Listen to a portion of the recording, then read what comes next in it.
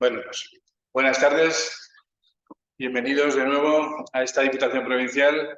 Lo primero que tengo que hacer es disculpar a nuestro diputado delegado de Archivos y Bibliotecas, que hoy está en un compromiso ineludible en la Armonía, así que no nos puede acompañar, pero nos pide que le disculpemos. Aprovecho para agradecer a la Diputación Provincial su colaboración en este curso, al igual que en la Universidad de Zaragoza y la Caja Rural de Aragón. Bien, pues ya proseguimos nuestro curso después de haber acabado las asignaturas estrictamente de Historia y el Derecho Foral en la última sesión y comenzamos un tramo ahora de 2 sesiones sobre el aragonesismo, una materia que desgraciadamente ni hemos podido, ni ustedes, ni yo, ni ninguno hemos podido estudiar en nuestras escuelas, ni en nuestros institutos, ni en la universidad, porque no forma parte de los temarios oficiales en la docencia. Pero sin embargo tenemos la suerte de contar con una de las personas que más ha trabajado, que más ha investigado y que más sabe de la materia, que es Antonio Peiró Arroyo. Así que sin más preámbulos, bueno, les pido disculpas porque les habíamos convocado en principio en la última sesión a la sede de la Fundación en la calle Predicadores. Ya está la sede en marcha, ya está, digamos, activa y habitada, pero no faltan algunos detalles técnicos, así que hemos preferido asegurarnos y esta sesión y las 2 próximas seguirán siendo aquí en la Diputación y luego las siguientes pues ya retomaremos el plan previsto de hacerlo allí en la calle Predicadores. Dicho esto, don Antonio Peiró Arroyo,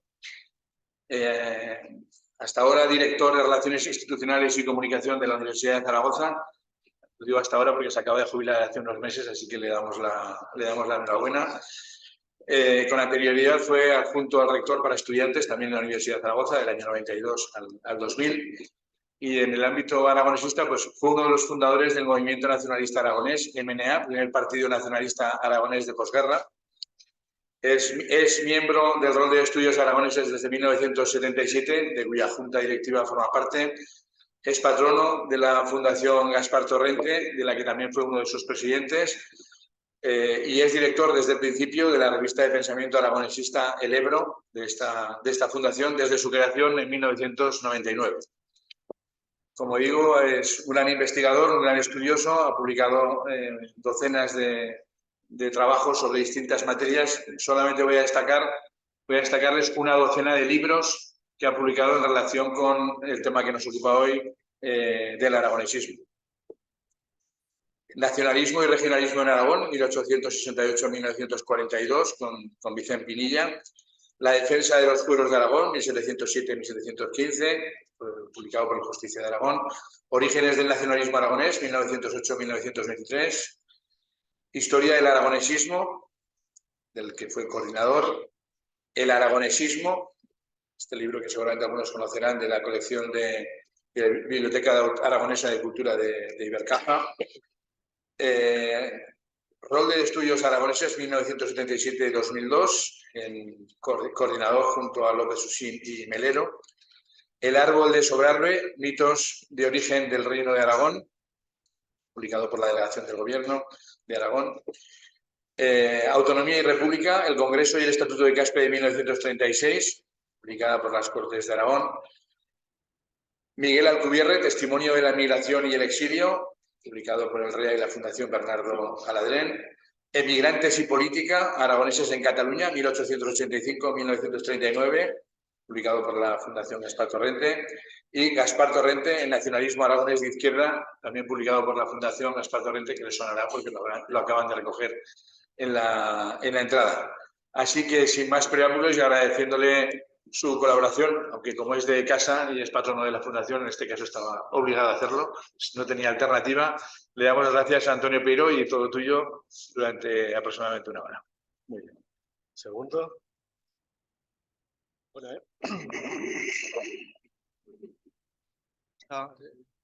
sí. Bueno, en primer lugar, muchas gracias. Muchas gracias por la invitación de la Fundación y por esta presentación que me hace un buen amigo. Y también, desde luego, hay que dar las gracias a la Diputación Provincial de Zaragoza, que se está convirtiendo con la Universidad de Zaragoza en uno de los pocos lugares de la ciudad donde se puede expresar uno libremente. Es muy difícil concretar y reunir en pocos minutos lo que sería una perspectiva general de los siglos XIX y XX en Aragón hasta la Guerra Civil. Yo voy a dividir la presentación en 4 partes. Una primera sobre la situación en el siglo XIX, lo que sería desestructuración territorial y aragonesismo romántico. Una segunda sobre el regionalismo en el interior de Aragón, el nacionalismo aragonés en Cataluña y finalmente el periodo de la República y sobre todo del Congreso de Caspe. Como ustedes saben, en 1833 Aragón se divide en 3 provincias y eso va a generar una total desestructuración del territorio aragonés. A finales del siglo XVIII, además de Zaragoza, había 7 ciudades que tenían más de 5.000 habitantes: Calatayud, Tarazona, Huesca, Teruel, Caspe, Alcañiz y Barbastro, y otras 7 que tenían corregidor, que era algo así como un gobernador comarcal. Además, 2 de estas últimas también tenían obispo. Pues bien, con la división de Aragón en 3 provincias, esta estructura se parte completamente. Ya no hay una ciudad central, que es Zaragoza, y varias ciudades equilibradas en su entorno, sino que la división provincial introduce elementos de enfrentamiento entre las ciudades. Además de esta división, en 1845 se suprime la Universidad de Huesca y, aunque se mantiene la estructura eclesiástica, porque no se aplica el concordato de 1851, que debía hacer desaparecer a los obispados de Barbastro y de Albarracín, como ya digo, se rompe el equilibrio y se genera además un enfrentamiento entre ciudades. A partir sobre todo de 1841, después de que termina la Primera Guerra Carlista. Desde Calatayud se intenta recuperar la provincia que había tenido entre 1821 y 1823. Barbastro se enfrenta varias veces por la capitalidad de la provincia con Huesca, en 1843, 54, 78 y 73. En 1841 los partidos judiciales del Bajo Aragón intentan crear una nueva provincia sin éxito. Esto volverá a reaparecer en la dictadura de Primo de Rivera. En 1854 la Junta de Zaragoza declara el partido de Valderrobres integrado en la provincia y, por tanto, lo que está viendo es una división territorial que está jugando en contra de Aragón. Paralelamente, lo que hay es una recuperación de la historia de Aragón, lo que sería un regionalismo romántico, en el cual juega un papel muy importante la figura de Juan de Lanuza. Juan de Lanuza centra en todo momento la atención aragonesista, tanto en la prensa como en numerosas obras de teatro. Las más antiguas son del año 1821, en las numerosas representaciones en pintura, de historia. También la campana de Huesca y el compromiso de Caspe recogen muchas pinturas históricas. Y en el caso de Juan de Lanuza, este papel sobre todo se llega a concretar con la inauguración del monumento al justiciazgo, que tenemos en la Plaza de Aragón, que se lleva a cabo en octubre de 1904. Paralelamente, en los últimos años del siglo, aparecen numerosas obras que Eloy Fernández Clemente ha denominado manuales y catecismos didácticos, pequeñas obras dedicadas sobre todo a la enseñanza, a los maestros, que recogen una visión muy simple, pero importante para mantener esa visión histórica de lo que había sido la historia de Aragón. Junto con este papel, que sería un papel historicista, romántico, artístico, en el último tercio del siglo XIX tienen lugar varios movimientos que reclaman la reconstrucción política de Aragón. En mayo de 1878 se reúnen en Tortosa los republicanos federales de la antigua Corona de Aragón y firman el Pacto Federal que sienta las bases para que dichos territorios se agrupen libre y voluntariamente.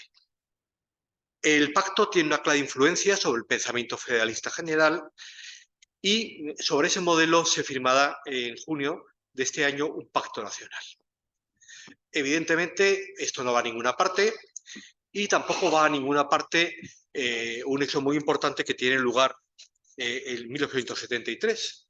En 1873 entre marzo y agosto hay un movimiento cantonalista importante en Aragón, centrado sobre todo en Zaragoza y Barbastro, pero también en otras localidades, entre las que están Graus, Alcañiz, Ateca y Monzón. Cuando hablamos de cantón, muchas veces estamos pensando en el cantón de Cartagena, pero en el siglo XIX, cantón era el nombre que recibían los estados de esa querida República Federal, siguiendo el nombre que tenían en Suiza. Por tanto, Cantón de Zaragoza es parte de lo que sería ese estado aragonés, el de Barbastro o el de Graus, y tampoco tiene ningún éxito. Lo que sí es muy importante es que en 1883 se reúne en marzo el Comité Regional del Partido Federal, que estudia un proyecto de pacto o constitución federal del Estado aragonés, elaborado por Juan Pedro Barcelona, que frente a la generalidad de los planteamientos anteriores sí que elabora un proyecto de lo que sería una constitución federal del Estado aragonés.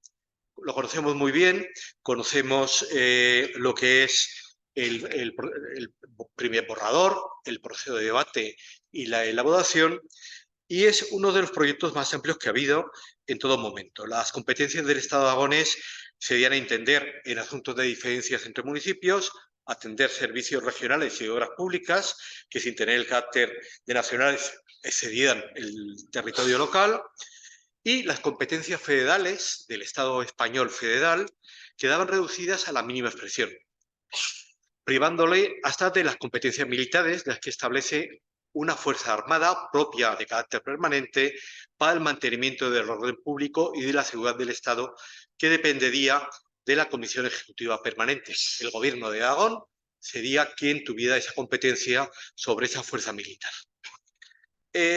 Ninguna de estas cosas prospera, van a tardar muchos años, pero para ponernos en la situación del aragonesismo en la primera parte del siglo XX, es fundamental que haga una referencia a la obra de Joaquín Costa. Como saben, Joaquín Costa es un auténtico mito, un mito que se concreta, que se pone en marcha fundamentalmente a partir no tanto del momento de su muerte, que ocurre en muchos casos, sino en este caso del momento de su entierro. Un entierro que es masivo, que implica que el cadáver de Costa no se pueda llevar a Madrid, sino que se tenga que quedar en el cementerio de Zaragoza. Pero Costa es un hombre muy popular que, a pesar de su enorme y variada cultura y su enfrentamiento con el sistema político de la Restauración, que le convierte en una figura muy popular, no tiene éxito en el terreno político, aunque es elegido diputado.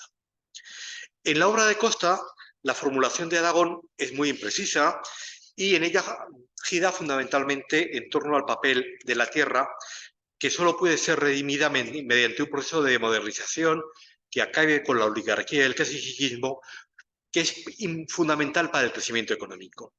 El crecimiento no se centra en la industrialización, sino en un aumento de la producción agraria mediante la puesta en regadío de grandes extensiones.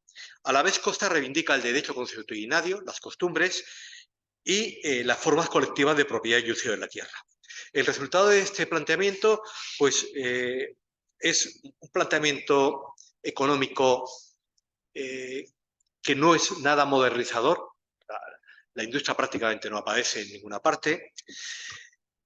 Y este éxito, el éxito del confuso mensaje de Costa, solo se puede comprender en el contexto de la crisis de la restauración, incapaz de reponerse del trauma que había supuesto la pérdida de las últimas colonias. De esta forma, Costa, en el pensamiento aragonesista, se convierte en la reencarnación del profeta, o mejor aún, en un nuevo profeta que tampoco entra en la tierra prometida, que hubiera sido el gobierno, pero que plantea ese camino que hay que seguir y que se da muy citado entre todos los regionalistas del primer tercio del siglo XX e incluso del segundo y de parte del tercero.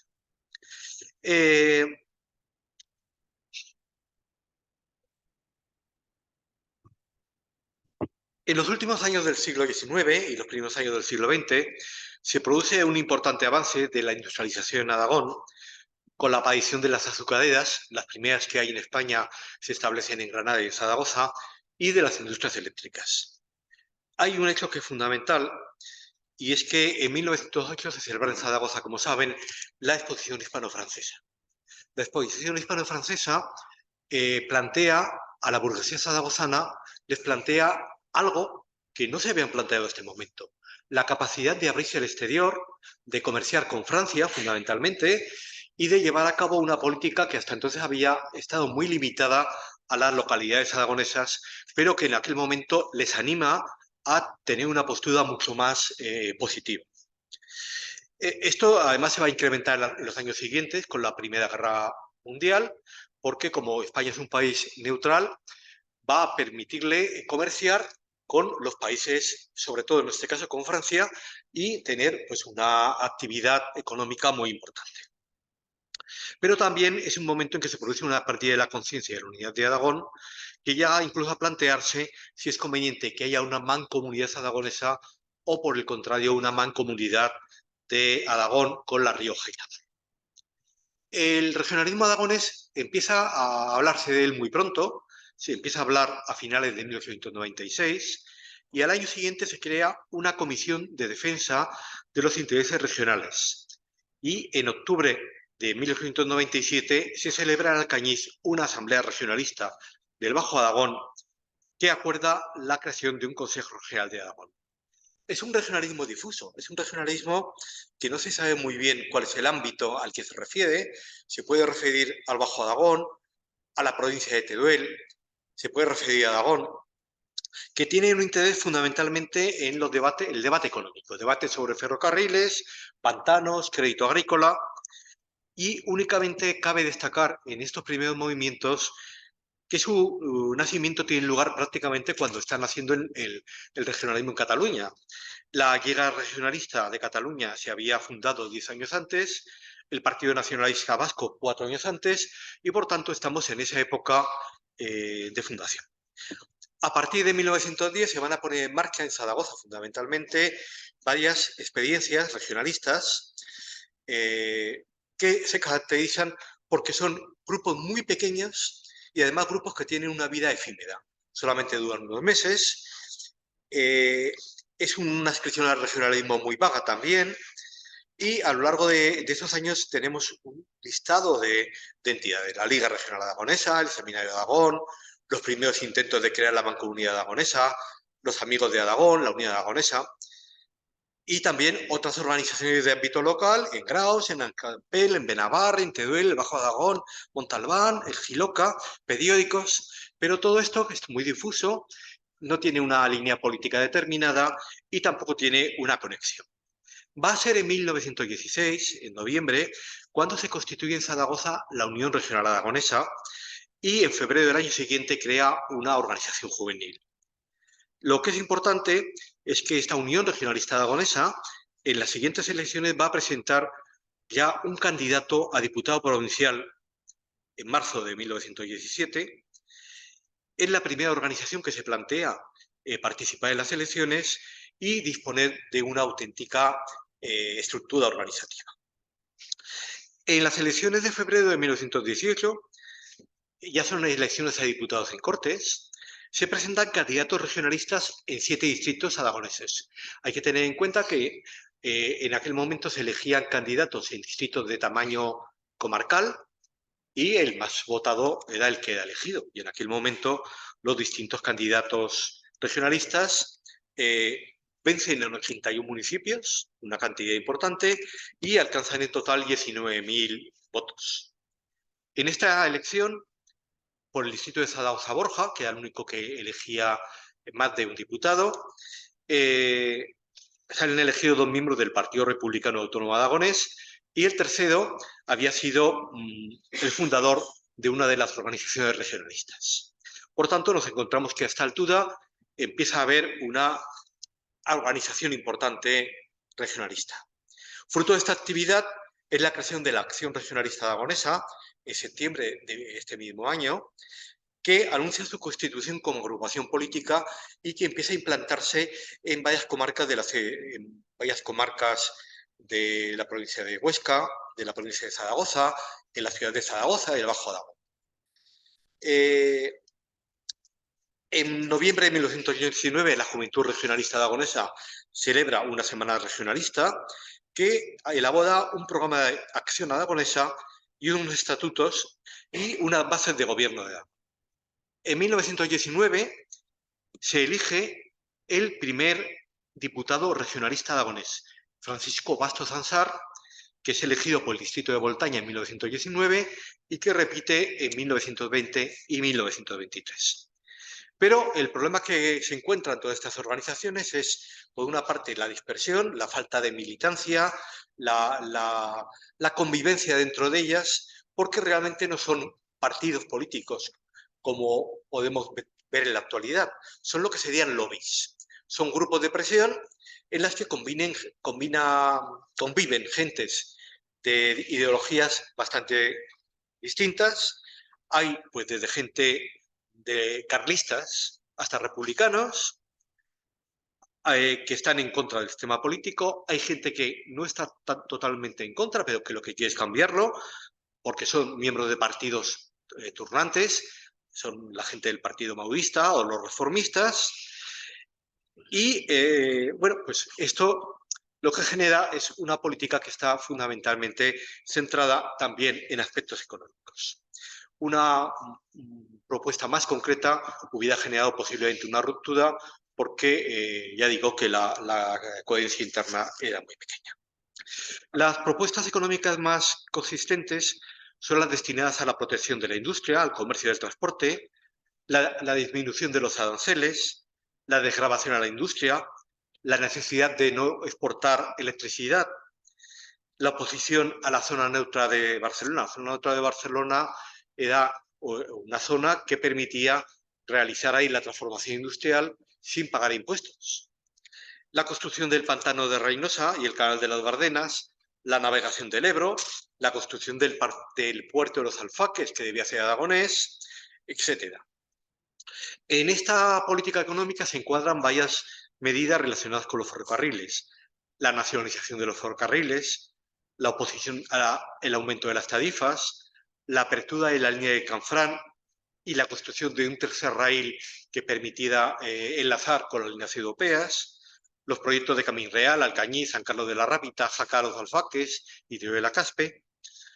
Y por lo que se refiere al modelo de organización política, todos los documentos aprobados a lo largo del tiempo establecen al menos 3 niveles de administración.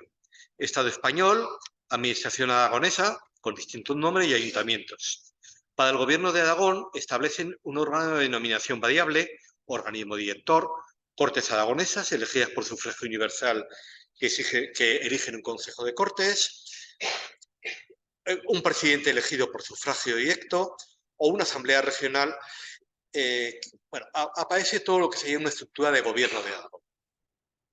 Esta actividad regionalista del interior de Aragón se interrumpe en agosto de 1920 a raíz del temor por el auge del movimiento obrero. En esa fecha han sido asesinados 3 funcionarios municipales zaragozanos, se suspende el Ayuntamiento de Zaragoza y el gobernador civil echa mano de varios de los regionalistas. De los 44 concejales que tiene el ayuntamiento, 9 de ellos son regionalistas, lo han sido en algún momento, y esto significa que van a dejar de actuar como tales y se van a incardinar en el ayuntamiento de Zaragoza.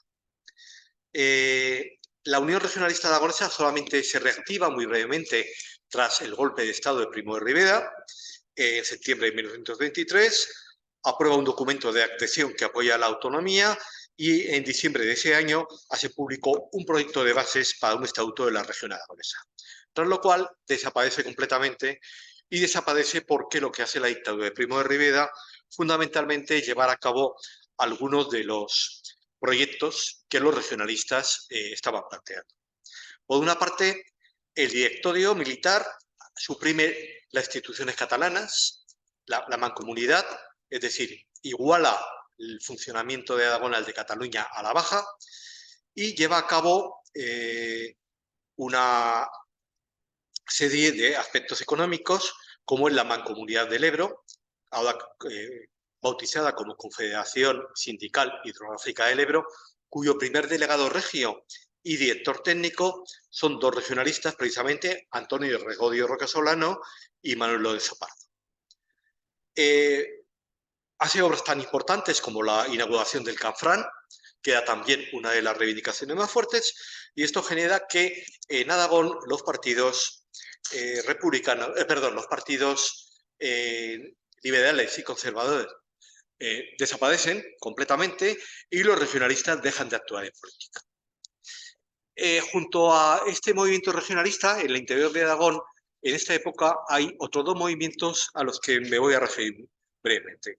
Por una parte, el municipalismo. El municipalismo es muy importante entre 1915 y 1919 y sus reivindicaciones se agrupaban en tres bloques: las relacionadas con la autonomía local, la hacienda local y la oposición a las diputaciones provinciales. Las diputaciones provinciales están consideradas como un lugar que simplemente cobra a los ayuntamientos, pero que en la mayor parte de ellos no tiene ninguna trascendencia a la hora de ofertar servicios.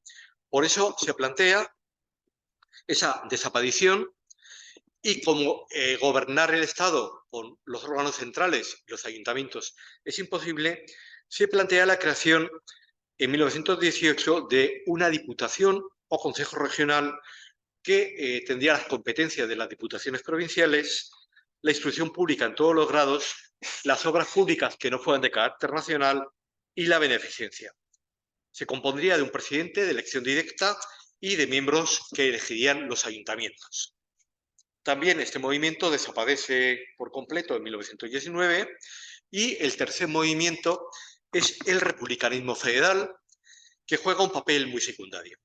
El Partido Republicano Autónomo Aragonés se constituye en junio de 1914, pero a pesar de su ámbito jamás supera la ciudad de Zaragoza, aunque en la asamblea que celebra en octubre de este año se adhieren republicanos de varias poblaciones. El mayor éxito electoral del PRA es el que les he comentado antes, las elecciones de febrero de 1918, cuando consigue 2 de los 3 diputados por el distrito de Zaragoza-Borja, Manuel Marraco, que luego será ministro de Hacienda con el Partido Radical, y Mariano Tejedo. Pero el PRA siempre tiene una gran duda, es mantenerse como un partido específico de ámbito aragonés, que no llega a tener, o unirse con los radicales en un partido más amplio. En la asamblea de marzo de 1920 deciden unirse con los radicales y federales en un partido republicano de Aragón que entra a formar parte de la Federación Republicana Nacional, aunque reservando su autonomía. Al manifiesto fundacional del nuevo partido se adhieren 500 personas, que es un número pues, muy importante para la época.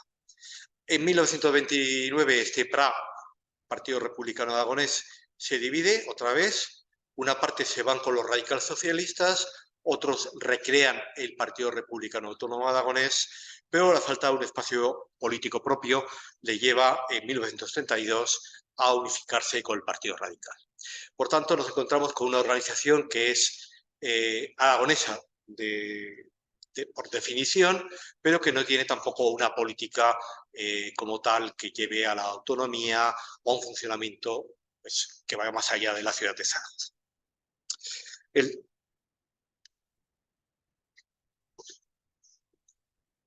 El tercer movimiento aragonesista, ya entramos en una organización mucho más seria, es el que tiene lugar en Cataluña, sobre todo en la ciudad de Barcelona. Hay que tener en cuenta que entre 1900 y 1930 Aragón tuvo un saldo migratorio negativo neto de 111.000 personas, y eso a pesar de que buena parte de la población que emigraba de los pueblos se concentra en Zaragoza. Zaragoza pasa de 98.000 habitantes en 1900 a 172.000 en 1930, pero hay una gran emigración sobre todo a Cataluña y en mucha menor medida a Valencia y a Madrid. En 1930, el 16% de los nacidos en Aragón residen fuera de Aragón, y en 1930, de ese 16%, el 64%, 2/3 partes, lo hacen en Cataluña, y también 2/3 partes de los que están en Barcelona, en Cataluña, viven en Barcelona. En Barcelona, en 1930, hay 81.000 personas nacidas en Aragón y, en cambio, en la ciudad de Zaragoza hay 162.000 y las siguientes ciudades aragonesas, Calatayud y Huesca, se están moviendo algo por debajo de los 15.000. Por tanto, Barcelona es la segunda ciudad aragonesa por personas nacidas en Aragón. Estos inmigrantes se pasan a agrupar, entonces, no en función de la procedencia comarcal o provincial, sino como aragoneses.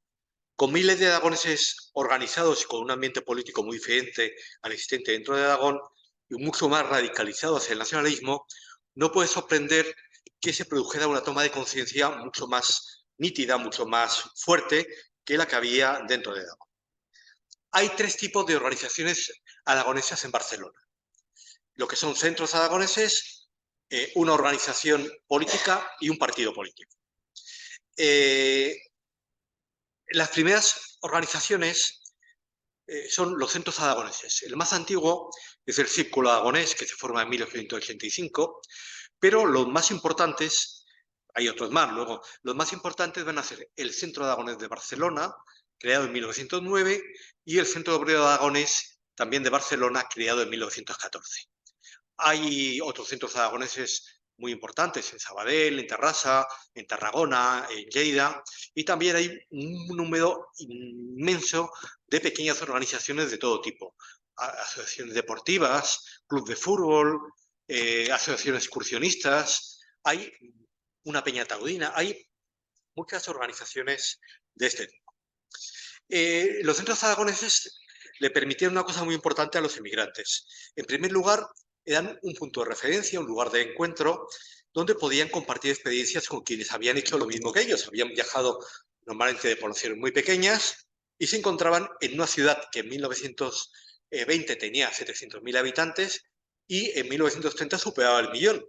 Con lo cual, el ambiente era completamente distinto.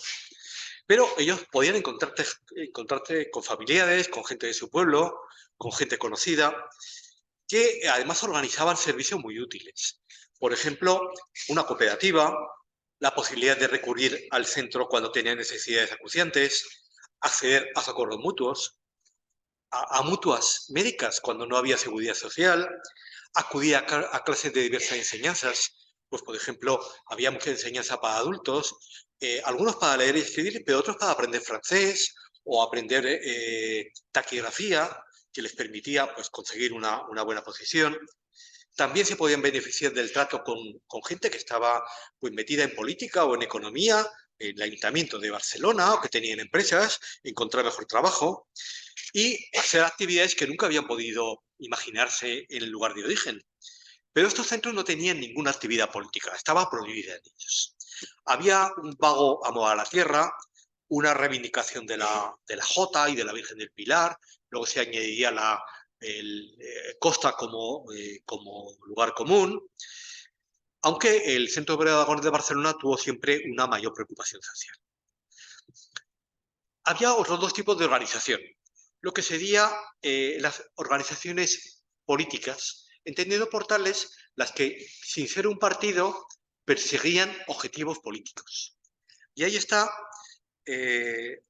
la Unión Regionalista Aragonesa de Barcelona, muy pronto convertida en Unión Aragonesa de Barcelona, que además tiene un elemento fundamental, y es que tiene una mayor continuidad que cualquier organización de Zaragoza. La URA de Barcelona se crea en diciembre de 1917 y está activa hasta 1938. Por tanto, está activa durante 20 años, cuando las organizaciones zaragozanas prácticamente no habían tenido ninguna antigüedad. Se constituye en diciembre de 1917. Al mes siguiente publica la revista El Ebro y al año siguiente crea también una Juventud Regionalista Aragonesa. En 1919 triunfa en ella la línea nacionalista y eso genera que cambie su nombre al de Unión Aragonesista, abandonando la referencia a regional.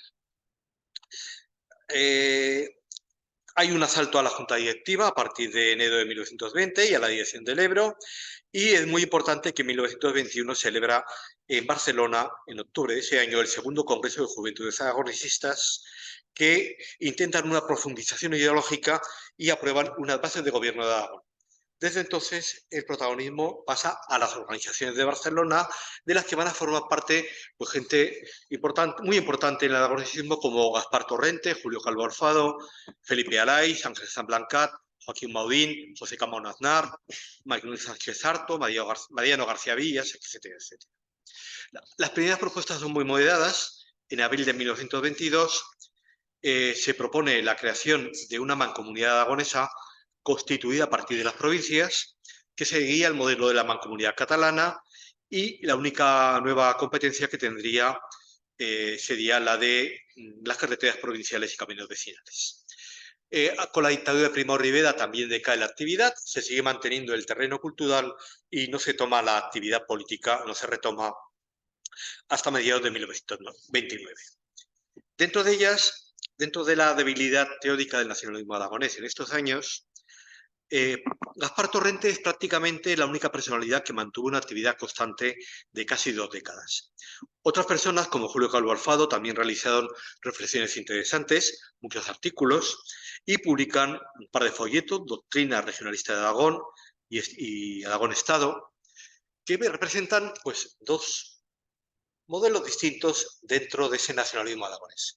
Julio Calvo Alfado es un licenciado en Derecho, tiene una empresa importante que se dedica a importar desde Inglaterra y Escocia y que productos metálicos y también productos de cuero, viaja por Europa, viaja y lo cuenta por Inglaterra e Irlanda, y Gaspar Torrente es un obrero que ha tenido que emigrar desde un pueblo de campo y que trabaja en la fabricación de globos de papel. Torrente va a publicar en 1923 un folleto, La crisis del regionalismo en Aragón, y en 1928 va a volver a Aragón para intentar, desde Aragón, lanzar el mensaje nacionalista.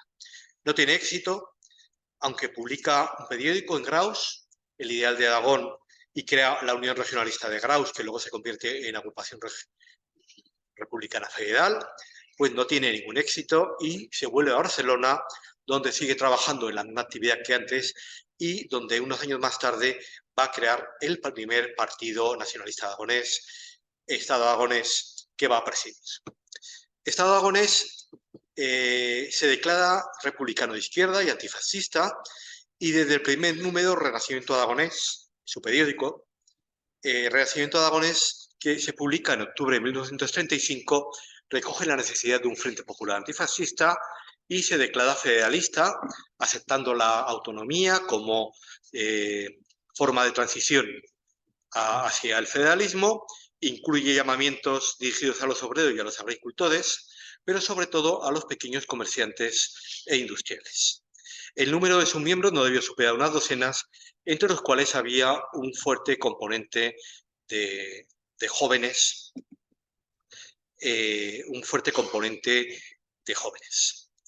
Esta organización sufre mucho cuando en octubre de 1934 la juventud, los almogávares, que es la juventud a la que se crea y a la que se da ese nombre, toma parte en la lucha por la proclamación de la independencia de Cataluña el 6 de octubre de 1934, junto a las tropas de la Generalitat contra las tropas del gobierno de España. Esto genera que su centro social sea clausurado y, aunque no encuentra en él nada delictivo, el centro se mantiene cerrado hasta enero de 1936. Como ustedes saben, a partir de enero de 1936, con la convocatoria de elecciones que gana el Frente Popular, va a haber una importante reactivación de la vida política de izquierdas en todo el Estado. Me referiré a continuación y en último lugar a lo que sería el autonomismo durante la Segunda República y la creación más importante, que es el Congreso de Caspe. Tras la proclamación de la Segunda República, el 14 de abril de 1931, se va a producir dentro de Aragón un movimiento favorable a la autonomía que tiene un desarrollo mediocre como consecuencia del escaso grado de conciencia autonomista de las fuerzas políticas aragonesas. El 27 de abril de 1931, el Sindicato de Iniciativa y Propaganda de Aragón, que era una entidad estaba dedicada fundamentalmente a la producción turística y que sigue existiendo en este momento, se reúne en una cena por el Día de San Jorge y aprueba unas bases del régimen autonómico.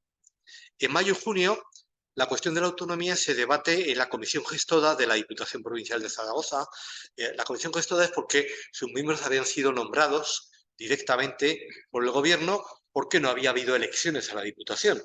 Por tanto, eran personas que en su totalidad eran pues, más o menos cercanas al Gobierno que existía en ese momento en España. El 18 de junio, las 3 diputaciones provinciales acuerdan con bastantes reticencias redactar cada una de ellas una anteponencia a partir de la cual se elaboraría una ponencia de estatuto. La Diputación de Zaragoza se pone las pilas y lo hace en agosto de ese año, proponiendo una diputación regional que tendría competencias legislativas y ejecutivas y realizando una defensa de las diputaciones provinciales en un texto que está publicado también y que tiene grandes contradicciones internas. Estas buenas intenciones duran muy poco tiempo porque, por una parte, las diputaciones de Huesca y Teruel no muestran ningún interés por la autonomía y las entidades aragonesas tampoco llevan a cabo más actividades en este sentido. La aprobación del Estatuto catalán, que genera un debate importantísimo en todo el Estado y también en Aragón,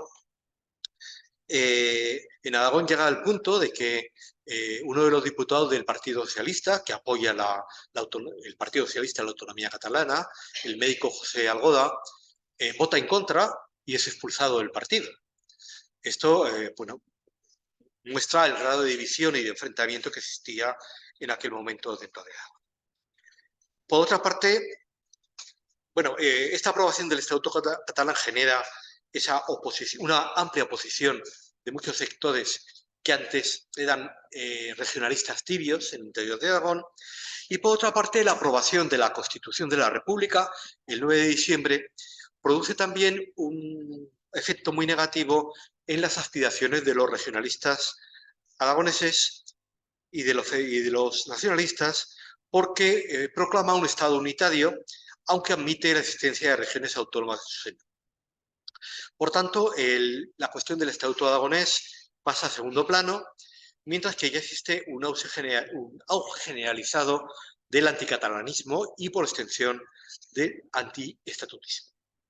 Hasta el punto de que en mayo de 1932 se constituye en Zaragoza un grupo fundamentalmente de notables, de profesionales, llamado Unión Aragonesa, cuyo primer acto es la publicación de un manifiesto contra el Estatuto catalán. Al mes siguiente, el 26 de junio, convocada por la Unión Aragonesa, se celebra una asamblea para tratar del Estatuto. En esta asamblea están representadas las 3 diputaciones provinciales, 8 ayuntamientos y muchas entidades sociales de todo tipo. En ella se defienden posturas contrapuestas, triunfa la oposición total al Estatuto de Autonomía, rodeada de cierto ambiente de oposición al régimen republicano. Esta asamblea abre una nueva brecha entre los regionalistas zaragozanos, que prácticamente son inexistentes en este momento, y las entidades nacionalistas aragonesas de Cataluña, que impide cualquier tipo de propaganda autonomista dentro de Aragón y genera el debilitamiento de las organizaciones aragonesistas. Ese mismo mes en que se está aprobando este manifiesto, les recuerdo que el Partido Republicano Autónomo Aragonés está acordando su ingreso en el Partido Republicano Radical, que se opone frontalmente a la autonomía. Por tanto, nos encontramos en un periodo en que la actividad de propaganda, la actividad de difusión de la idea de un Estatuto de Autonomía se está reduciendo a ámbitos muy reducidos y además centrados básicamente en Cataluña. En Aragón prácticamente no se habla para nada durante mucho tiempo. Como les he comentado, el 16 de noviembre de 1933 hay unas elecciones generales que ganan el Partido Radical y, sobre todo, la Confederación Española de Derechas Autónomas, y a partir de ese momento las posturas republicanas se radicalizan. Se radicalizan y entre otras cosas, lo que hay es movimientos distintos de los partidos y sindicatos obreros en octubre de 1934 en muchos pueblos de Aragón, fundamentalmente de las 5 villas. El movimiento es muy importante también en Asturias y en Cataluña toma la forma de un movimiento por la proclamación del Estado catalán. Y a partir de este momento lo que se va a generar es una reactivación que va a llevar a que los partidos republicanos empiecen a tomar en su programa la idea de la autonomía. En octubre de 1935, un congreso provincial de la Juventud de Izquierda Republicana de Zaragoza aprueba una moción a favor del Estatuto de Autonomía. Les recuerdo que la Izquierda Republicana era el partido republicano más potente en Aragón y en el conjunto de todo el Estado, el partido de Manuel Azaña, y que en estos momentos tenía cuántos miles y miles de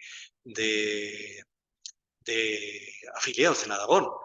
No conocemos la cifra, pero por ejemplo en Calatodá tenía 412 afiliados. O sea, una auténtica barbaridad, porque había cientos y cientos. De la Armonía tenía 200 y pico. Es decir, realmente había una afiliación masiva que llegaba a todos los lugares. Por tanto, que sus juventudes adoptaran esa propuesta a favor del Estatuto de Autonomía era muy importante. Con este nuevo ambiente, el 22 de diciembre de ese año, de 1935, se celebra en Zaragoza el primer homenaje al Justicia Juan de Lanuza, a iniciativa de la Unión Aragonesa de Barcelona, al que también asisten Izquierda Republicana y sus juventudes. El interés por la autonomía se empieza a extender. Poco después se forma en Monzón la Unión Aragonesa, que publica un periódico, Raza Aragonesa. En abril de 1936, un pequeño sector del Partido Radical se escinde y forma otro nuevo partido republicano aragonés. Y mientras tanto, Torrente y otros miembros de Estado aragonés están tomando parte en la campaña electoral en Barcelona, la campaña electoral del Front d'Esquerra de Cataluña, que es la organización local del Frente Popular. En marzo, la Junta General Ordinaria de Estado aragonés acuerda hacer un llamamiento a las juventudes aragonesas de izquierda a través de la Juventud de los Almogavades para que celebren en Caspe un congreso de juventudes, solamente de juventudes, que debía tener lugar los días 12 a 14 de abril. Ahí se elaboraría un estatuto que serviría como base electoral para las próximas elecciones municipales. Esta propuesta es muy apoyada muy rápidamente por las organizaciones del Frente Popular y la Juventud de Izquierda Republicana de Caspe lo asume. Bueno, el caso es que al final el gobierno convoca elecciones precisamente para el 14 de abril, por lo cual no es posible hacerlo coincidir. Estas elecciones no se llegan a celebrar en ningún momento, pero el Congreso al final se aplaza los días 1 a 3 de mayo. En Caspe tiene una asistencia reducida porque son representantes, asisten 107 personas, creo que las conocemos en su totalidad, y aprueban unas bases a las que debía ajustarse el futuro Estatuto de Autonomía y elige una comisión para redactar. Este texto tenía que aprobarse, el texto definitivo, en un congreso que se celebraría en Monzón. Es muy importante que el congreso supone un lugar de encuentro entre los republicanos del interior de Aragón y los nacionalistas aragoneses de Barcelona, que además está muy apoyado. Se adhieren unos 200 ayuntamientos, 2 diputaciones provinciales y numerosísimas entidades de todo tipo, partidos, sindicatos, asociaciones civiles e incluso alguna organización de la Confederación Nacional del Trabajo, que por definición se supone apolítica. Esta comisión, el día 6 de junio, aprueba el anteproyecto de estatuto que establece un gobierno de Aragón con plenas competencias en algunas áreas: ferrocarriles, obras públicas, servicios agrarios, sindicatos, cooperativas, obras públicas, mercados, orden interior, administración de justicia, y que ejecutaría otras atribuidas a la República. Habría un Parlamento elegido por sufragio universal, un presidente del Gobierno de Aragón elegido por sufragio universal y un Consejo Ejecutivo que sería el Gobierno. Aragón se financiaría con los impuestos que estableciese, los que cobraría hasta entonces las diputaciones provinciales, los cedidos por la República y una parte de los no cedidos. Esta propuesta solamente era una propuesta de la izquierda y en los días siguientes aparece una propuesta llamada de los 5 notables, porque lo firman 5 personas notables, abogados, notarios, de derechas, que hacen público un anteproyecto alternativo que en la parte económica es prácticamente semejante al del anteproyecto de Caspe, pero que en la parte de gobierno es muy distinto, es muy historicista. Bueno, hay una figura fundamental que es una especie de mediador entre no se sabe muy bien quién, que es el Justicia de Aragón, que tiene pues unas competencias de elaborar las leyes él solo. Hay una elección de los miembros de las Cortes únicamente por los concejales, no por sufragio universal, y todo esto queda en agua de borrajas porque estalla la guerra. Posiblemente, si no hubiera estallado la guerra o hubiera estallado más tarde, la derecha se hubiera sumado también a un proyecto de estatuto. Se hubiera sumado porque tenemos 2 experiencias. La primera, la de Galicia, en que había una mayoría política de la derecha, pero el Estatuto de Autonomía de Galicia se aprobó con un 95% de los votantes. Y a partir de ese momento, la CEDA, las derechas, empezaron a lanzar la idea de un estatuto de Castilla y León que incorporara las 11 provincias de las 2 antiguas regiones y, por tanto, no sería extrañar que también se hubieran sumado a una idea de este tipo. Pero esto no ocurre porque se inicia la guerra y Aragón queda dividido en 2 mitades. Una mitad este y una mitad oeste, donde están las 3 capitales provinciales. Es decir, la parte este, que permanece fiel a la República, se queda prácticamente sin órganos comunes de gobierno. Las diputaciones no están, los gobernadores civiles están, el que ha podido se ha escapado y no tiene ninguna competencia, y esto genera que, bueno, haya movimientos distintos. Algunos miembros destacados de la Juventud Aragonesista de izquierda, la Juventud de la Unión Aragonesista y de la Juventud Los Almogávares, se van al frente y participan al lado de las tropas catalanas, batiéndose en varias poblaciones. Pero en la mitad oriental de Aragón se lleva a cabo una experiencia única en la historia, la creación de colectividades libertarias y el nacimiento del Consejo de Defensa de Aragón en octubre de 1936.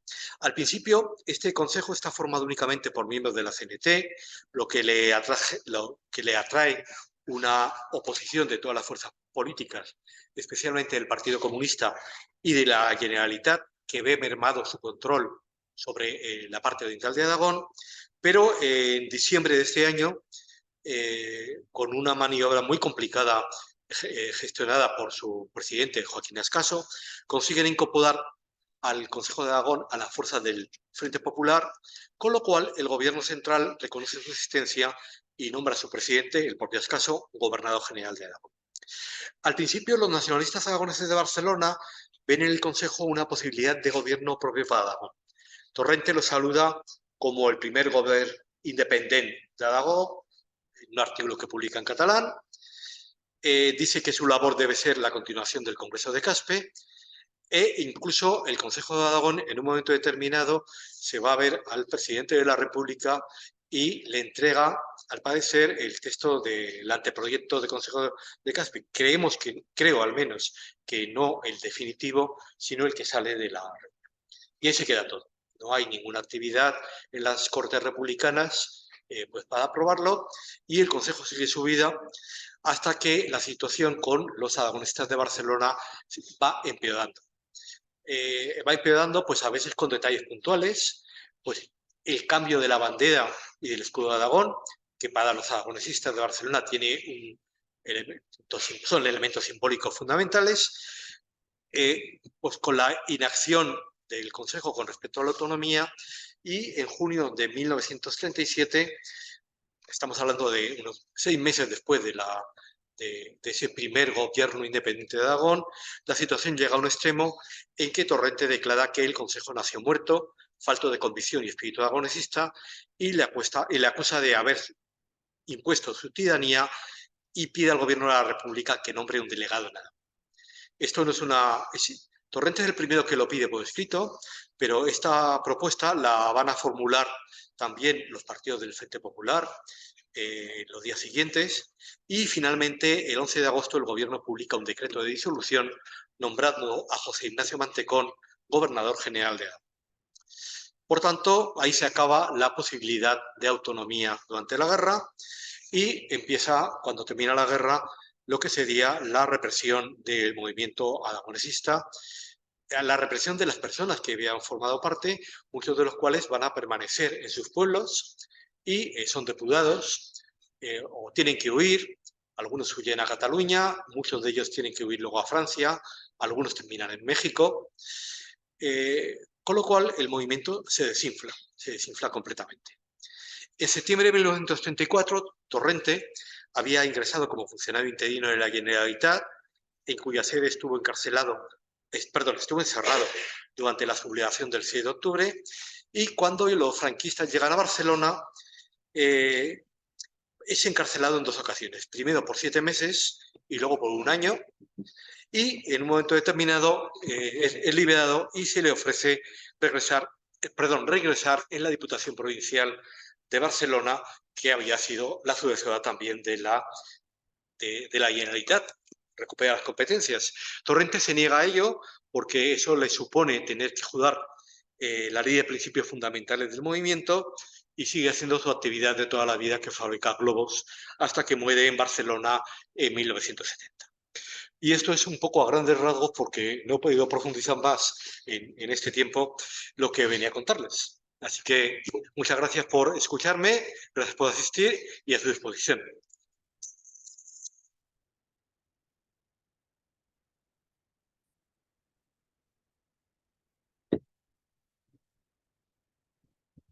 Muy bien, pues abrimos turno para preguntas, si las hay aquí en el público en la sala, o los seguidores online del curso a través de nuestro coordinador Miguel Martínez. Mientras piensan en la pregunta, aprovecho para decirles que la revista Lecto, a la que ha hecho referencia Antonio Peiró, tanto en la primera época, la de 1917-1932, los números de esa revista, como los actuales, que sabéis que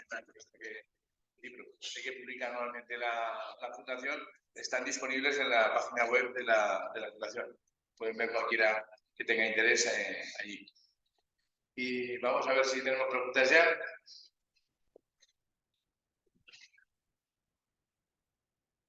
Pues mientras se lo piensan, empiezo yo con una.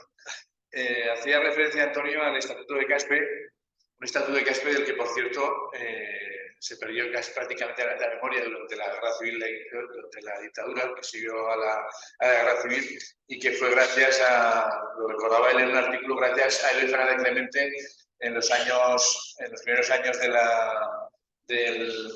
final de la dictadura, al comienzo de la transición, que lo publica en la revista Andalán y provoca precisamente una reacción autonomista y la convocatoria de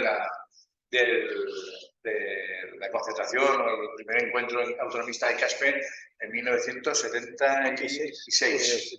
Junio del 76, que es el arranque un poco de la autonomía de la transición y todo eso. Y digo que es muy importante este estatuto de Caspe, que había caído prácticamente en el olvido, ya se había acabado el régimen de que así fuera, porque efectivamente, como recordaba Antonio, estalló la guerra civil y interrumpió su tramitación. Pero de no haber sido así, o si la guerra civil o el estallido hubiera sido unos meses posteriores, probablemente hubiera terminado como el Estatuto Gallego, que devino en una consulta, fue sometido a sufragio, es decir, a consulta popular. Cuando llegó la autonomía, la restauración democrática y la autonomía, el argumento que se utilizó para dar la autonomía de primera y de segunda a las comunidades históricas fue precisamente que tuvieran plebiscitado su Estatuto de Autonomía. Y por eso Cataluña, País Vasco y Galicia, que justamente lo último que hizo fue plebiscitar su Estatuto de Autonomía, pudieron invocarlo y tuvieron acceso a la autonomía de la vía rápida o de vía profunda, mientras que Aragón tuvo que conformarse con su largo devenir de los años de la autonomía lenta por no haberse podido plebiscitar ese estatuto. Es decir, que las cosas en la historia no son, tienen consecuencias y en este caso apenas unos meses más que se hubiera producido la guerra civil más tarde, probablemente hubiéramos estado en el caso de poder acceder luego a la autonomía rápida y seguramente estaríamos en otra situación. No sé si mejor o peor, pero desde luego seguro que distinta. ¿Quieres recordarnos, Antonio, aunque esto ya se ha venido atrás en el tiempo, cómo fue esa recuperación del Congreso Autonomista de Caspe para la memoria de la gente? Porque tú lo destacabas precisamente en un artículo recientemente. Sí, bueno, como decíamos antes, el problema con la guerra es que la gente que había estado en el Congreso, que habían participado de forma más activa, desaparecen completamente. Pues muchos pasan por la cárcel, otros se van a vivir a Francia o algunos a América. Hay una concentración importante en la Ciudad de México. Y, por tanto, en los pueblos no queda gente y, además, nadie quiere hablar de la República, nadie quiere hablar de lo que ha ocurrido, con lo cual la memoria se pierde completamente y se recupera muy tardíamente porque Eloy Fernández Clemente maneja en la Hemeroteca Municipal de Zaragoza el único ejemplar que existe del diario de Aragón de 1936, donde se publica mucha información sobre el Congreso de Caspe. Hay otras informaciones, pero que son mucho menos extensas, y entonces prepara un artículo para la publicación en el periódico Andalán. Esto lo tiene preparado a finales de 1975, año en que Andalán ya había sufrido varios secuestros, y entonces lo que se da cuenta es que, evidentemente, si esto lo publica, ¿no?, en el periódico, se va a encontrar con otro secuestro del periódico, con lo cual no vale la pena que le secuestre el periódico y que nadie se entere de lo que publica. Nada más morir Franco, las cosas cambian y entonces ya el periódico se anima a la publicación y publica un largo artículo en que da todas las claves, cuenta muy bien lo que había ocurrido en el Congreso, cuenta los asistentes, cuenta las bases, y esto tiene lugar, pues no recuerdo en qué momento, pero me parece que fue en abril, marzo o abril de 1976, y en ese momento surge la idea de que hay 40 años después, por tanto, en mayo de 1976, conviene volver a celebrar un nuevo congreso en Caspe. Un nuevo congreso en Caspe, de forma que a las consignas que tenía la izquierda en ese momento en Aragón, libertad, amnistía, se va a sumar otra que estaba muy vigente en Cataluña y Estatuto de Autonomía. Y en aquel momento la acogida es masiva. Se intenta programar este congreso en Caspe, pero nos encontramos con que la entidad que lo promueve, que es el Centro de Estudios Sociales de Aragón, no está legalizada en ese momento, con lo cual el gobierno lo echa para atrás y al final son varios colegios profesionales, básicamente, no recuerdo ahora, pero creo que eran los de abogados y los de médicos y algunos también de arquitectos, llevan a cabo la organización de este congreso, que se termina reuniendo en la ciudad de Caspe, que es un congreso masivo y que va a ser no, porque no es un congreso, hay intervenciones de la mesa, pero no es un congreso destinado a elaborar un documento, sino fundamentalmente a una concentración de personas y a lanzar esa idea de libertad, amnistía, estatuto de autonomía. Y este va a ser el renacer del movimiento aragonés en la posguerra, que posiblemente, si no hubiera sido por el artículo de Eloy, por esa recuperación, habría sido también, pero ya sido mucho menos potente y mucho menos organizada. A partir de ese momento, bueno, la cosa va en aumento por momentos a lo largo de los siguientes años. Y de este asunto nos hablará en la próxima sesión Carlos Serrano, el historiador Carlos Serrano, que tocará desde el 39 hasta la actualidad sobre Aragón. Retomamos la cuestión. ¿Alguna preguntita?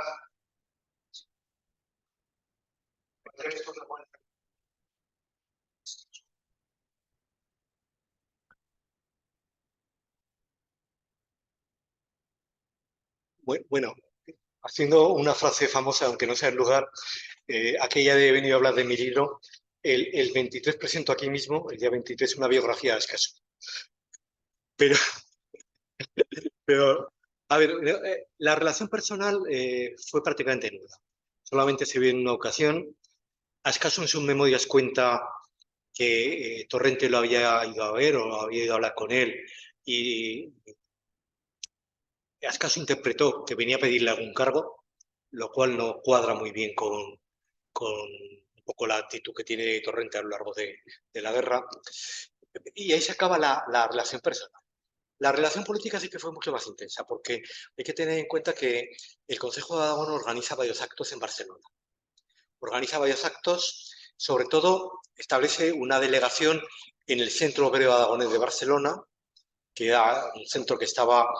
en aquel momento en los centros se reunía gente de mucho tipo, de cualquier tipo. En el Centro Aragonés de Barcelona se reunían parte del centro, organizaciones culturales, sindicatos, fundamentalmente de la CNT, todo tipo de entidad, y entonces con el Centro Aragonés cerrado, el centro Obrero Aragonés de Barcelona era un centro de, muy grande como lugar de encuentro.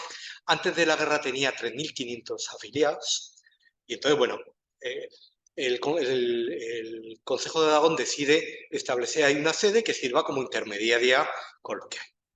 En algún momento, en algún mitin que se celebra allí, eh, no les dejan a los de Estado aragonés poner la bandera, se mosquean. El mosqueo siguiente viene cuando aparece publicada una bandera de Aragón, que habréis visto también porque se utiliza mucho, que reúne los colores de todas las fuerzas que apoyan al Consejo de Aragón, pero que no es la bandera aragonesa, y un escudo que no tiene nada que ver con el escudo tradicional. Entonces va subiendo el tono del enfrentamiento, van subiendo las críticas y finalmente, como ya digo, en junio de 1937 la cosa llega a la ruptura total. Esta ruptura, ya digo, no solamente de los aragonesistas, es una ruptura que está produciéndose sobre todo con los partidos del Frente Popular y también con el malestar con la Generalitat. Hay conflictos pequeñitos, pero de repente la Generalitat pues se queda con una partida de trigo que tenía que ir a Aragón, cuestión, algún militar que depende de la Generalitat pues detiene a alguna gente cuando no debe tenerlo. O sea, hay un montón de cuestiones que generan una situación. Hay que tener en cuenta que el Consejo de Aragón no tiene competencias en defensa. Aunque se llama en algún momento Consejo Regional de Defensa de Aragón, no tiene ninguna competencia militar. Entonces, aunque se monta una compañía de lo que podría ser policía, pues fundamentalmente para la sede del Consejo de Aragón, el Consejo de Aragón no interviene en la línea del frente. Y entonces hay una acusación muy importante de que la guerra no avanza porque el Consejo de Aragón la paraliza. Pero es que no puede hacer otra cosa, porque no tiene tropas militares. No sé si me he ido del tema, pero sí, sí, sí.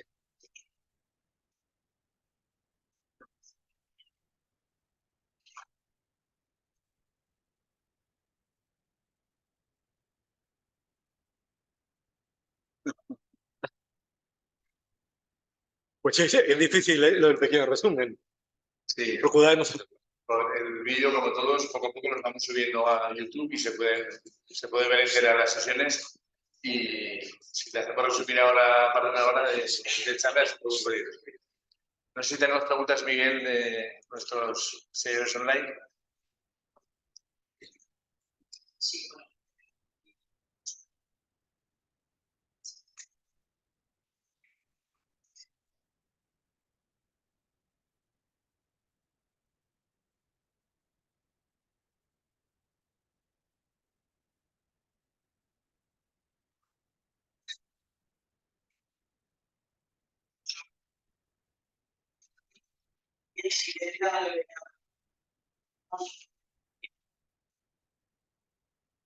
Son dos preguntas que no tienen nada que ver, porque Calatayud sí que fue provincia, en 1821, en la Constitución de Cádiz aparece la necesidad de dividir el territorio español, porque había un gran desequilibrio entre las provincias.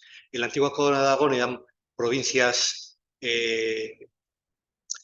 Aragón, Cataluña y hasta 1804 Valencia, en 1804 se separa Alicante, y en cambio la Corona de Castilla, aquello era un puzzle con provincias muy pequeñas, con entrantes, salientes.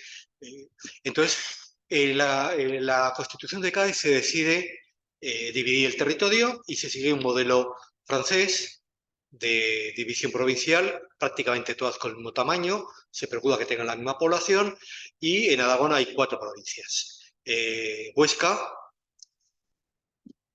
Zaragoza, que al principio se iba a llamar Aragón, pero que se termina llamando Zaragoza, está Teruel y la provincia de Calatayud, que comprende pues, parte de la actual provincia de Zaragoza y también poblaciones de Soria y de Guadalajara. Hay un libro publicado sobre la provincia de Calatayud hace pocos años. Entonces, en 1900... se cierra en 1923 con la derogación otra vez de la Constitución. Yo creo que en Calatayud pues, ha sido también algo que durante el siglo XIX se plantea, pero no con la virulencia que tiene, por ejemplo, los enfrentamientos entre Huesca y Barbastro, que desde el primer momento están compitiendo por la capitalidad de la provincia. Hay que tener en cuenta que Huesca y Barbastro en aquel momento eran localidades que tenían prácticamente la misma población. Estaban en ese entorno de 8 o 9.000 habitantes del censo de 1787 y, por tanto, eran localidades que podían competir, sobre todo a partir de un momento en el cual Huesca pierde la universidad y posteriormente pierde también, en teoría, pierde Barbastro el obispado, aunque realmente se mantiene. Es decir, están luchando por ver cuál es la capital y dónde está. Calatayud está en una situación mucho peor, está en una situación en la que no tiene una fuerza suficiente como para poder recuperar la provincia y poco más puedo contar. En cuanto a Lérida, es que no hay ningún motivo histórico importante que justificara esa integración. No tendría mucho sentido. En algún momento de esas divisiones del siglo XIII se pone la frontera en un sitio o en otro, pero esto no tiene mayor consistencia histórica posteriormente. Incluso cuando se plantea en los años 13 y 14 la creación de una mancomunidad del Ebro, nunca se plantea que esté la provincia de Lérida, se plantea con Navarra y con la entonces provincia de Logroño.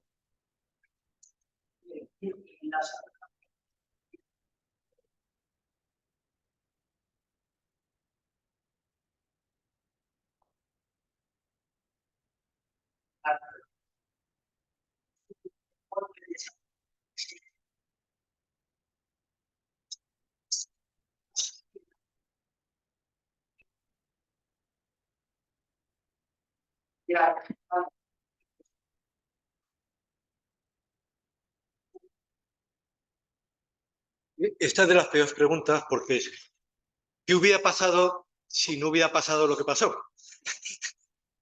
A ver, entonces, si me permiten, ¿qué faltaba para el estatuto? Lo que faltaba para el estatuto en julio del 36 era el texto definitivo. El 7 de julio había una reunión en la Diputación Provincial de Zaragoza pues, para trabajar el texto y faltaba que los ayuntamientos lo hubieran propuesto. En aquel momento, una buena parte de los ayuntamientos aragoneses estaban en manos del Frente Popular, porque en la Segunda República no en todos los ayuntamientos hay elecciones después de 1931. En algunos hay en el 33, en otros lo que hay sobre todo son cambios de concejales. El gobierno civil, cuando alguien dimitía, se movía o lo cesaba porque lo cesaba, podía nombrar concejales. Y luego los concejales cambiaban de partido cada 2 por 3.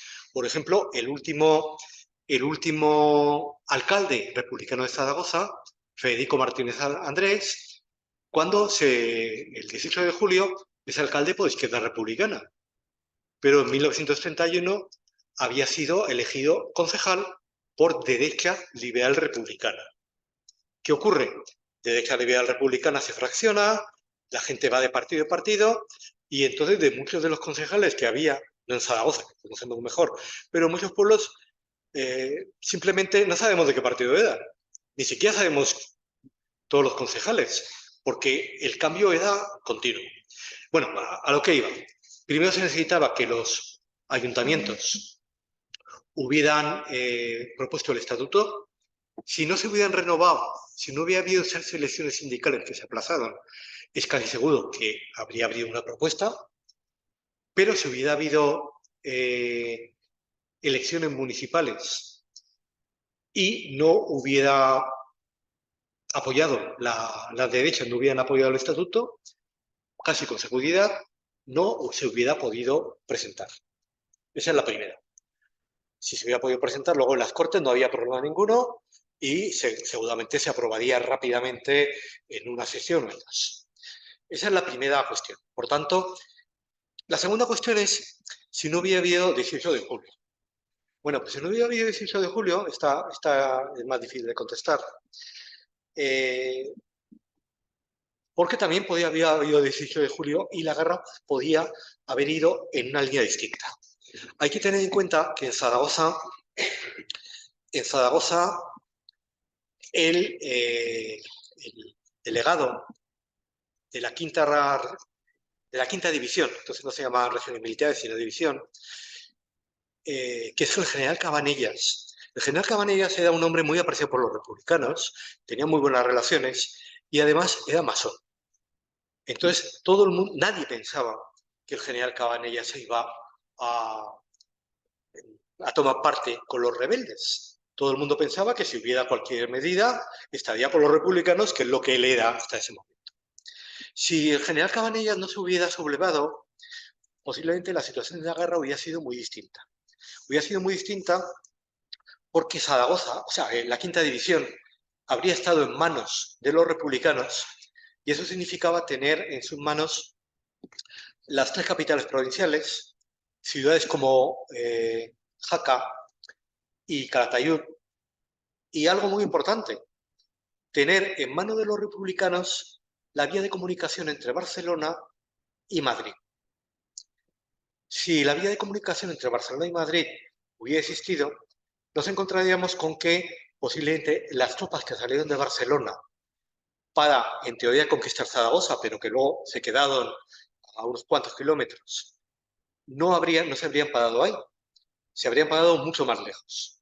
Posiblemente en la divisoria entre Aragón y Navarra, porque además la zona limítrofe, las Cinco Villas, la comarca de Borja y el Alto, la Ribera Alta del Ebro, eran zonas de una presencia republicana, sobre todo señorista, muy importante. Con lo cual, posiblemente no habría habido colectividades libertarias, no habría habido Consejo de Aragón, la guerra podía haberse desarrollado de una forma muy distinta. Por ejemplo, en Madrid, uno de los frentes, que era toda la zona de Guadalajara, no habría existido y a partir de ahí podemos especular lo que queramos. En este caso, esta especulación está basada solamente en un hecho, que es la actitud de un solo hombre ante la rebelión. Pero a partir de ahí, la guerra podía haberse desarrollado de una manera o de otra. Más difícil es la hipótesis de que no hubiera habido guerra, porque tal como estaban las cosas en ese momento, la preparación del alzamiento militar y la estructura civil, sobre todo por parte de falangistas y de miembros de la Juventud de Acción Popular, que era la Juventud de la Seda, estaba muy avanzada y, por tanto, algo habría habido de mayor o menor duración.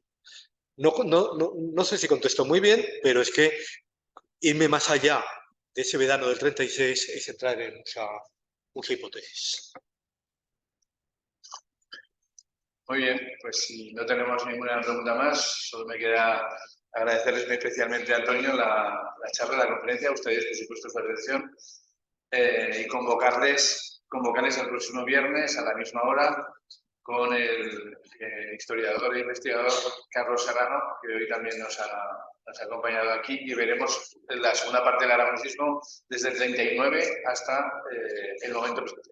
Y por cierto, también tendrán como obsequio un libro del autor, también editado por la Fundación, alusivo a estas materias que estamos viendo. Así que les espero el próximo viernes. Muchas gracias.